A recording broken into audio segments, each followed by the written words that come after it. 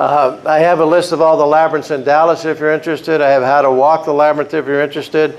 I have, since 1998, I've sent out about 60,000 emails and all kinds of information. So if you want your dump truck filled up with more, you got that. Here's a self-improvement idea. I've done about 600 public meditations, and I have a couple things you can get if you want to, AM, PM. This is set your attention for the morning, or set your dreams before you go to sleep at night. The White Wolf deals with issues. I got about 60 issues we can work with. The White Wolf deals with stories of 45 minutes. We go in all kinds of places and let yourself just dream and all that. So that's up here. If you have any questions, fine, or Phil, somebody's giving me the finger back there, it looks like. Fred? John, what's the difference between a right and left-handed? What's that? There's a difference between a right-handed and a left-handed labyrinth. I don't think there's much. I mean, you know, you can get into it. Is it clockwise or counterclockwise? When I built it, I had to build a DNA machine, and I had a thing turning with lights in it, and I had orgone energy sent through it. So one way was turning counterclockwise, but for the other person receiving it, it was turning, you know, clockwise. So I don't have a good answer on that other than the design. It just depends on where the space is and how they want to, you know, start their walk. God bless you. Any other questions?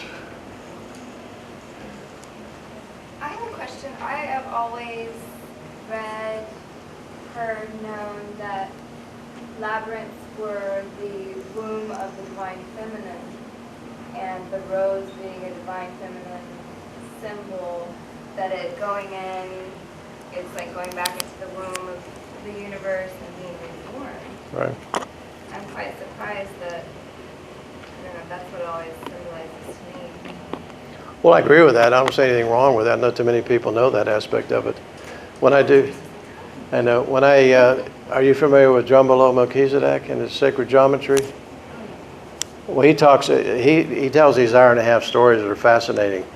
But he talks about the two circles coming together and forming the Vesica Piscis. And not too many people know or understand that. What's that? The Shard Cathedral Yes. being the center of the goddess, and that's how they kept the goddess there. Yes. Yeah, I have a lady friend that they had the white plastic thing. She went over to the Mary Magdalene Church. And when she was walking through there, she could feel the energy coming in through her crown and also through her third eye. And she was woozy, and of course she was going with a bunch of other ladies that didn't know what's going on, but she's tuned in, so she felt those kind of energies. So a lot of these big churches like that are set on ley lines, especially to get that kind of energy. So, okay. Any other questions? Okay.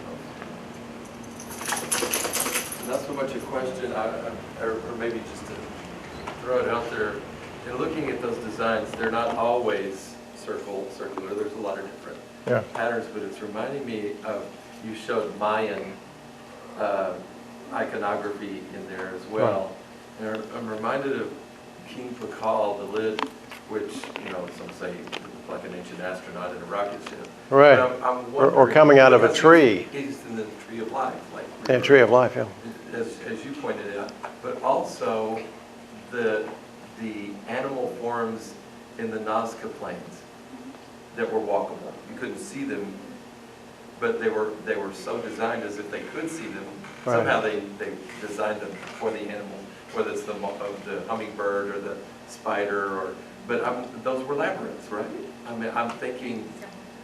Where at though? I mean, in Nazca, in Peru, on the Nazca lines in Peru, the animal forms. Yeah. The large animal. I understand what you're talking about. I don't have a good answer on that one. I'm not sure. Well, I know that some archaeologists suggest that those were for young men to walk into the new, same thing, walking into the future, but going through meditatively through walking those designs. Right. And I'm wondering if we're talking about the same thing. I mean, I don't know.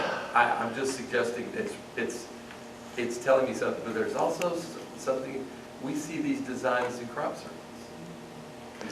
Well, the thing with the labyrinth is, by definition, it's one path in, one path out. The maze we saw is dead ends, right. But a lot of these ancient